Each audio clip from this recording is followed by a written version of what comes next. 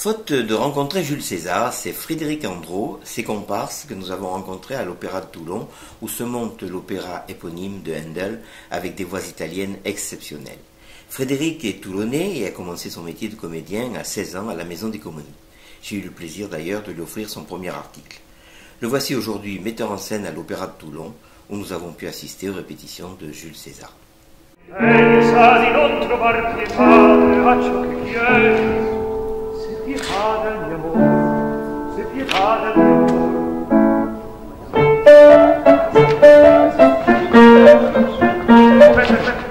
Pardon, excuse-moi. Continue à marcher.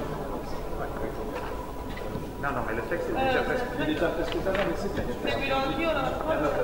Toi, tu veux que je te la place? Ok. Ma seguirò anch'io l'amata prole, caro figlio mio, tu per mal piacere. E pensa di non trovar pietà. Ah, c'est-à-dire qu'à partir de là, mais c'est bien qu'elle est finie, c'est très bien que tu aies terminé le récitatif le plus tôt possible. Le plus tôt possible. Mais tu t'arrêtes pas de you don't stop the movement. Et comme ça, là, ça te permet de suivre. Là, et de te suivre, mais il faut aller lentement.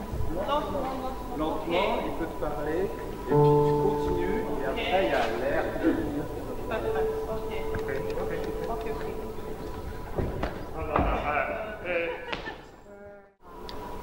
Je suis Sesto, l'enfant, je suis Monica Bacelli, mais je chante Sesto, l'enfant de Cornelia.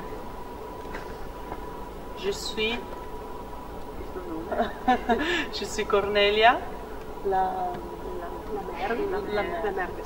mère di Sesto. Et comment tu te Teresa Iervolino.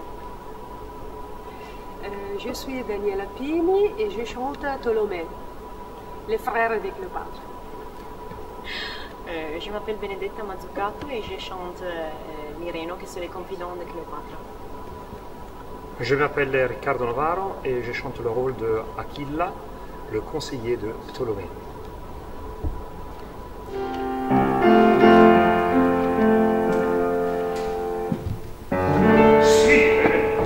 Sesto il figlio, questa è Cornelia. Oh, che sembianze, amore, ingrato a quel Pompeo che il tuo drappato mente dei barriali stabilì sulla fiora. Tu reggiresti il capo in faccia a Roma e io ti sfido a singolar certame. Vedere farò da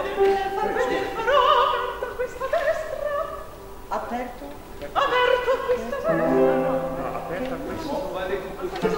questo regno. Nous allons être ici avec trois varois, enfin dont un qui est une pièce rapportée, mais enfin on va en parler. Le premier c'est Yvan Matisse. Alors Yvan Matisse, on le connaît par cœur parce que depuis Château-Vallon et puis tout ce qu'il a fait dans la région, on sait qui il est, on sait de qui il est le fils, donc on le retrouve ici. Alors quand je parlais des pièces rapportées, c'est Nicolas Sekevitch, qui est un Toulousain de Toulouse. Bon, il a gardé un peu l'accent, de toute façon on ne change pas beaucoup d'accent de Toulouse à Toulon. Et donc c'est le troisième varois. Et enfin le Julien qui est lui est Toulouse, Julien Pastorello. De la Seine. Ah pardon, de la Seine. Bon, allez donc, décidément on va y arriver. Bon, Olioul, la Seine et Toulon. Voilà, alors on va commencer donc par Yvan. Yvan, tu es arrivé sur ce projet comment? Comment je suis arrivé sur ce projet? Grâce à Fred, qui nous a rejoint. Ouais. Frédéric Andro, donc, qui est à la mise en scène. Et on se connaît depuis... depuis la nuit des temps. Depuis la nuit des temps, ouais. Je crois que j'ai pas fait une mise en scène de ma vie sans Yvan. Bon, alors voilà, donc on bosse ensemble depuis 25 ans. Ouais. À peu près, ouais. Donc il était normal. Voilà. Depuis l'adolescence, on a commencé à l'adolescence ensemble et puis on se suit. Et vous vous êtes jamais quittés. Sur tous les projets en tout cas qui se font dans le sud, on les fait ensemble. Oh, même la petite robe de Paul de Grimbert à Paris. À Paris, oui. Ouais. Ah ouais, d'accord. Ouais. Bonne terre capitale. Bah, des fois, oui. Souvent, souvent. Avec d'autres, je connais pas ça. Alors passons à Nicolas. Nicolas, de Toulouse à Toulon et de Toulon à l'Opéra, comment ça s'est fait? Ça fait quand même 25 ans déjà que je suis à Toulon, donc je suis bien implanté. Oui, l'Opéra, ça fait déjà quelques années déjà que je travaille avec l'Opéra de Toulon. Comme comédien figurant, ça dépend suivant la production. Voilà. Donc là, on a passé un casting, on a eu cette chance d'être. Voilà, donc c'est avec le plus grand plaisir qu'on est là. Je suis là en tout cas. Le troisième, donc Julien. Alors Julien, pareil, même question. Pourquoi Jules César, pourquoi l'Opéra de Toulon et comment? Alors l'Opéra de Toulon, ça va faire 11 ans que je travaille avec eux maintenant. En tant que figurant, pareil, comédien de temps en temps. Je travaille avec aussi le corps de ballet, tout ça. Et avec Fred, on s'est rencontrés au mois de janvier quand il y a eu l'audition pour Jules César. Et puis apparemment ça a fonctionné puisque je me retrouve ici aujourd'hui. Donc c'est un peu particulier parce que c'est rare de travailler avec un metteur en scène qui vient du théâtre, du cinéma. Et pour nous c'est très intéressant. Ce travail-là il est très intéressant parce qu'on n'a pas l'impression d'être des pièces rapportées, quoi. On travaille en accord avec lui, avec les solistes, donc le travail est beaucoup plus approfondi que d'habitude et donc on se sent intéressé, quoi, et c'est très agréable en tout cas pour l'instant. C'est réciproque.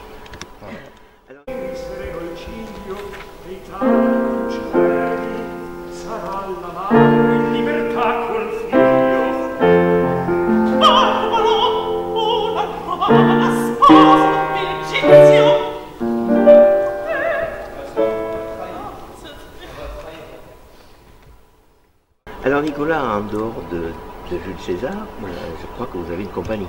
Oui, j'ai une compagnie de théâtre que j'ai montée il y a 2 ans, qui s'appelle la Compagnie de Doudingue. Et là, cette année, on monte notre première pièce de théâtre. En fait, c'est 2 pièces en un acte de Feydeau, sous le nom de Ah, c'est mec, voilà, qu'on va présenter le 24 et 25 avril. Où? Au Crêpes des Lys à Toulon. Ok, voilà. On viendra. Mais avec plaisir, entrée libre sur réservation parce que le nombre de places est limité. Voilà, c'est juste le point de détail. D'accord. Alors Yvan, toi, que fais-tu là? La lumière. La lumière, ouais. Comme d'habitude. Comme souvent. Comme ouais. souvent. Comme de plus en plus souvent. Ouais. Ouais. Là, ouais, Et bon, on t'a suivi des colonies à Château-Vallon au Comédia. Ouais, et tout ce que j'ai pas fait ici. Et tout ce que tu as fait ici. Voilà, ouais. Et Dieu sait si tu as fait des choses. Donc l'opéra, c'est nouveau pour toi, que tu as déjà travaillé ici? Non, alors c'est la 3e fois à l'Opéra de Toulon. Et puis j'ai travaillé aussi avec un ami que j'ai rencontré pratiquement à la même période que Fred, qui maintenant est à ta direction à Thionville, de la scène nationale, et où c'était un opéra contemporain à Rennes, en 2005 je crois, je me souviens plus très bien. Donc c'est la 5e, 6e fois, parce qu'après il y a eu des mises en espace aussi, mais de forme contemporaine plutôt. Et quand Fred est venu déjà pour l'opéra, tu y étais? Oui, c'est le 3e qu'on fait ensemble. Le 3e, ouais. Donc Fred, heureux de ton équipe? Très. Ouais. Très très heureux. Tu es prêt à repartir avec eux pour une autre oui, aventure? oui, j'espère. Non, je suis vraiment très heureux, j'ai une vraie troupe. Ça qui est très agréable, c'est qu'on a des gens qui viennent de tous les horizons. Et je suis vraiment heureux voilà, qu'on ait pu constituer une vraie troupe. Après, je suis content de la fidélité qu'on a avec Yvan, que j'ai pu avoir avec aussi Luc Londivos pour la scénographie. J'ai eu une rencontre formidable aussi avec Jérôme Bourdin pour les costumes, qui est vraiment exceptionnel et qui a avec lui une équipe vraiment très très bien, une femme excellente qui fait un travail magnifique sur les coiffes, qui est vraiment à la pointe. Il est entouré par des couturiers exceptionnels. Et puis j'ai aussi rencontré une personne qui s'appelle Victoria Duhamel, qui est mon assistante et complice et qui est d'une efficacité incroyable. Ce dont on avait vraiment besoin sur cette production, parce qu'on a un planning resserré, comme à l'opéra, et puis voilà, on doit jouer sur tous les registres et on doit être très efficace sur l'organisation des choses et sur le planning surtout. Et elle est toujours là, toujours présente à côté de moi pour me rappeler aussi des choses qui sont liées vraiment à l'opéra, c'est-à-dire au temps que fait chaque air, aux pauses, à des repères qui sont vraiment liés à l'écriture musicale. Et voilà, les moments nécessaires. J'ai travaillé aussi avec Anthony, qui lui est permanent à l'opéra, sur les 2 autres productions, sur L'Enfance du Christ de Berlioz et sur Lohengrin de Wagner, et qui aussi m'a accompagné, qui fait entièrement partie pour moi de cette équipe avec qui j'ai cette fidélité-là, et sans parler de toute l'équipe de l'Opéra de Toulon. Évidemment. Voilà, je ne peux pas après. J'ai eu la confiance quand même au départ de Claude-Henri Bonnet, qui était venu voir un spectacle qui s'appelait Invisible Théo, d'un ami qui s'appelle Renaud Lebas, qui parlait de l'histoire d'un couple après le premier jour de classe de leur enfant, qui souffre d'un syndrome, d'un handicap, et qui pour la première fois à l'âge de 7 ans va à l'école. Donc on avait l'histoire d'un couple qui vient de passer 7 ans avec un bébé en fait, qui se retrouve pour la première fois, et Claude-Henri était venu voir la Générale, il avait été vraiment touché par le spectacle, il m'a fait visiter l'opéra, et il m'a demandé si je voulais en monter un, j'ai dit oui tout de suite sans réfléchir. Voilà. Quand on y entre, on sort plus. Non, ouais, je crois qu'on ne peut plus en sortir, c'est un océan magnifique, on aime bien se baigner.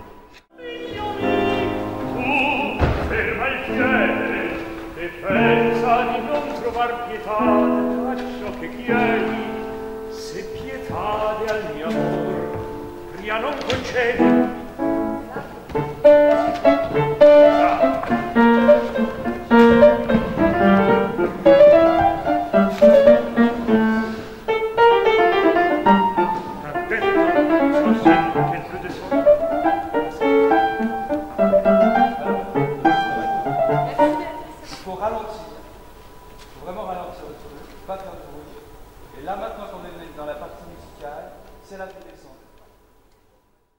Oui, je voulais juste rajouter le fait qu'on a Rinaldo Alessandrini, qui est un très très très grand chef d'orchestre, et qui est aussi partie intégrante de cette troupe, même plus que ça, qui nous fait l'honneur de venir à Toulon, et qui, je pense, est un des plus grands chefs d'orchestre du baroque aujourd'hui. Et c'est toi qui l'as choisi? Ah non, ah non. J'aurais bien aimé, mais je pense que... Non, non, ça c'est... Je pense que c'est lui qui a choisi de venir. Ah, c'est lui? Non, non, c'est Claude-Henri qui lui a proposé. Et c'est lui qui est venu et il a proposé, en fait, quelque chose de vraiment génial, c'est qu'on ait une version chantée par des femmes. Jules César est une femme, Ptolémée est une femme, la principale de la distribution est prise en charge par les femmes. Il n'y a que 2 rôles masculins dans toute la distribution. Mais au niveau des voix, ça n'a Sesto pas est posé une de problème? Au contraire, c'est écrit. Ah, c'est écrit pour des femmes? Au départ. Ah, bon, je croyais que c'était... oui, ça a été... c'est toute une histoire, c'est une version classique où on a des voix de femmes, des castrats, aujourd'hui on n'en a plus. Il faudrait en refaire d'ailleurs. Tu veux pas, Yvan? Non, non, ça correspond aux femmes très très bien. Et ça marche, ça fonctionne. Ça fonctionne de façon incroyable. Ok, merci beaucoup. Alors, disons quand même les dates de César, c'est... Alors, c'est le 7, le 10 et le 12 avril. Ok, on viendra puisqu'on a assisté. Eh ben, avec plaisir, venez. Je pense que c'est un spectacle qui s'adresse au public qui aime l'opéra, mais je pense de façon plus large à ceux qui aiment le théâtre, à ceux qui aiment la musique. Enfin, je pense qu'on a une forme à proposer qui est assez populaire, où on mêle le burlesque, l'émotion, enfin, je sais pas, la dynamique, les corps. Je pense que voilà, c'est une forme qui peut s'adresser à un public assez large. On va le dire, voilà. Et on va les envoyer. Voilà. Et on a aussi, je dois le dire, des solistes exceptionnels aussi, hein. Vraiment, vraiment, très grands solistes du baroque, et qui sont d'excellents comédiens et qui ont un véritable état d'esprit de troupe aussi, c'est-à-dire qu'il n'y a pas de... Dans la répète, on ne sent jamais de différence entre les comédiens et eux, ils se parlent, ils travaillent ensemble, c'est super agréable. Et ils sont tous italiens, d'après ce que j'ai cru entendre. Tous sauf un. Ouais.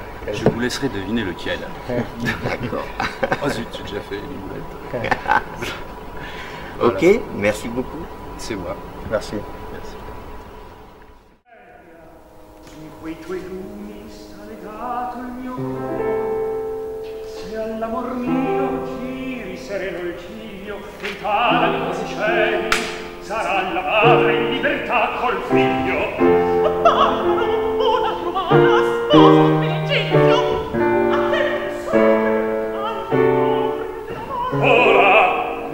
reggio mai seguiti prigionier nella reggia, così audaci garzoni.